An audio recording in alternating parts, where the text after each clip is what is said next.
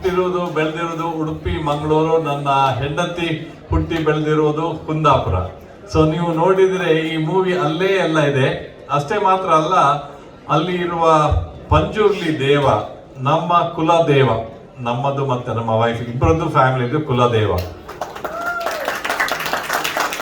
ಇದು ಬಹಳಷ್ಟು powerful god ಅಂತ ಹೇಳ್ತೀವಿ ನಾವು. ಪ್ರತಿ ವರ್ಷ ಅದರ ಪೂಜೆ ಆಗಲೇಬೇಕು. ಮತ್ತೆ ನೀವು ಅದರಲ್ಲಿ ಕಾಂತಾರ ಸಿನಿಮಾದಲ್ಲಿ ಬಹಳ ಚೆನ್ನಾಗಿ ಚಿತ್ರಿಸಿರುವ ಸೀನನ್ನು ನೋಡಿರ್ಬೋದು. ಕೋಲ, ಭೂತಕೋಲ ಅಂತ ಹೇಳ್ತೀವಿ ನಾವು. ಎವ್ರಿ ಇಯರ್ ಅದನ್ನು ನಾವು ಮಾಡ್ತೀವಿ, ಅದನ್ನು ಆಚರಿಸ್ತೀವಿ. ನೆಕ್ಸ್ಟ್ ಮಂತ್ ನಮ್ಮ ಊರಲ್ಲಿ ನಮ್ಮ ಫ್ಯಾಮಿಲಿದು ಭೂತಕೋಲ ಇದೆ.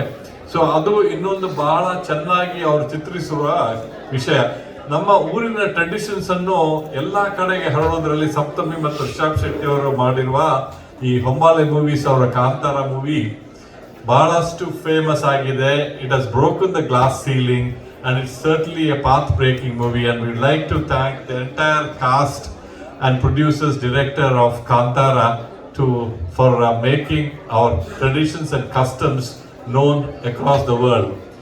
ಇನ್ನೊಂದು ಮಾತ್ರ ಇದಿಷ್ಟೇ ಇಲ್ಲ, ಇನ್ನೊಂದೇನು ವಿಷಯ ನಾನು ಹೇಳಬಯಸ್ತೇನೆ ಅಂದ್ರೆ, ಈ ಕಾಂತಾರ ಮೂವಿಂದಾಗಿ ನಮ್ಮ cost, religion, south Indian, north Indian ಇದೆಲ್ಲ ಬ್ಯಾರಿಯರ್ಸ್ ಬ್ರೇಕ್ ಆಗಿದೆ. ಫಾರಿನರ್ಸ್, ಇಂಡಿಯನ್ಸ್ ಬ್ಯಾರಿಯರ್ ಏನೂ ಇಲ್ಲ ಈಗ.